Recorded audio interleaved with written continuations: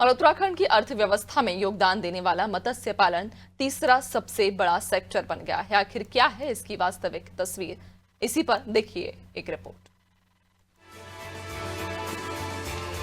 उत्तराखंड राज्य की अर्थव्यवस्था में पिछले साल की तुलना में काफी ज्यादा बढ़ोतरी देखी जा रही है। दरअसल उत्तराखंड राज्य सर्वेक्षण रिपोर्ट 2024-25 के अनुसार उत्तराखंड राज्य की अर्थव्यवस्था 2024-25 में योगदान देने वाले सेक्टर में मत्स्य पालन एक बड़ा सेक्टर बनकर उभरा है। राज्य गठन के बाद पहली बार मत्स्य पालन सेक्टर ने राज्य की अर्थव्यवस्था में 9.39% का अनुमानित योगदान देते हुए तीसरे पायदान पर पहुंच गया है, जबकि पिछले वित्तीय वर्ष 2024-25 में मत्स्य पालन सेक्टर का राज्य की अर्थव्यवस्था में दूर दूर तक कोई योगदान नहीं था।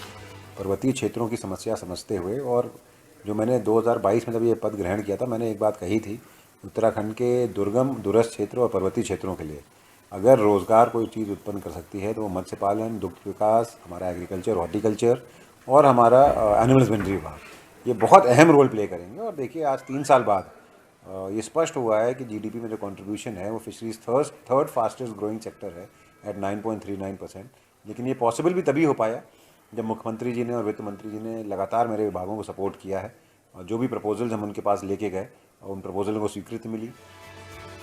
गौरतलब है कि पहली बार मुख्यमंत्री ने मत्स्य पालन संपदा योजना को लॉन्च किया है, जिसमें महिलाओं को मत्स्य पालन से जोड़ने के लिए 50% सब्सिडी का प्रावधान किया गया है। इसके साथ ही मत्स्य पालनों के लिए बीमा की सुविधा भी की गई है। शायद यही वजह है कि आगामी वित्तीय वर्ष 2025-26 के बजट में मत्स्य पालन सेक्टर के लिए राज्य सरकार ने 290 करोड़ रुपए की धनराशि का प्रावधान किया है। मत्स्य पालन मंत्री सौरभ बहुगुणा ने कहा कि उत्तराखंड के पर्वतीय, दुर्गम और दूरस्थ क्षेत्रों के लिए रोजगार का कोई बेहतर साधन उत्पन्न कर सकती है तो वो है मत्स्य पालन, दुग्ध विकास, एग्रीकल्चर, हॉर्टिकल्चर और पशुपालन सेक्टर। साथ ही कहा कि राज्य की अर्थव्यवस्था में 9.39% का योगदान देते हुए मत्स्य पालन तीसरी सबसे तेजी से बढ़ने वाली सेक्टर बन गया है। पहली बार उत्तराखंड में फिशरीज़ को लेकर कभी भी कोई पॉलिसी नहीं थी स्टेट की। हमने इस सरकार में फिशरीज़ की मुख्यमंत्री मत्स्य संपदा योजना की पॉलिसी बनाई, जिसमें हमने पहली बार मातृशक्ति को फिशरी से जोड़ने के लिए 50% सब्सिडी दी, जो प्रधानमंत्री मत्स्य संपदा योजना का एक क्लॉज नहीं है। हमारे यहाँ एक पर्वतीय प्रदेश है, आपदा प्रदेश है, रेनफॉल होती है, हैवी लैंडस्लाइड्स होती हैं, अर्थक्वेक आते हैं। तो जितने भी लोग हमारे फिशरीज़ के साथ जुड़े थे, जो अपने रेसवेज बनाते थे, ट्राउट के रेसवेज बनते थे, हमारे इंफ्रास्ट्रक्चर बनता था पर्वतीय क्षेत्रों में, जब वो टूट जाता था तो उसको इंश्योरेंस स्कीम देने का कोई पैसा का प्रावधान पहले नहीं था। लेकिन मुख्यमंत्री मत्स्य संपदा योजना में हमने 90-10 के रेशियो पे अपने इंश्योर करने का काम किया है अपने फार्मर्स को। और मैं धन्यवाद दूंगा इस बार भी वित्त मंत्री जी को, मुख्यमंत्री जी को, कि उन्होंने हमारे यहाँ लगभग 290 करोड़ का बजट इस बार स्वीकृत किया, जो कंपेयर टू लास्ट ईयर 71% ज़्यादा है फिशरीज़ में। और जो हमारा एनिमल हस्बेंड्री विभाग है, जो लगातार प्रदेश में और दुर्गम गाँवों में लोगों को रोज़गार से जोड़ने का काम कर रहा है, उसका बजट 508 करोड़ है, लगभग सेम एज लास्ट ईयर ही है।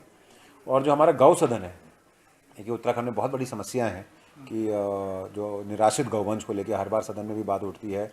उत्तराखंड के किसानों की भी समस्या है और लोगों की एक्सीडेंट्स भी होती निराश्रित गौवंश की वजह से होता है। हमने निवेदन किया था कि हमारे गौ सदनों को और स्ट्रेंथन करना है। तो लगातार कोशिश यही है कि इन तीनों विभागों के माध्यम से अच्छा काम हो, लोगों को रोजगार से जोड़ा जा सके और जो पलायन का दर्द उत्तराखंड के पर्वतीय क्षेत्र झेल रहे हैं उसको दूर किया जा सके। मत्स्य पालन के लिहाज से उत्तराखंड के कई क्षेत्र काफी मुफीद माने जाते हैं।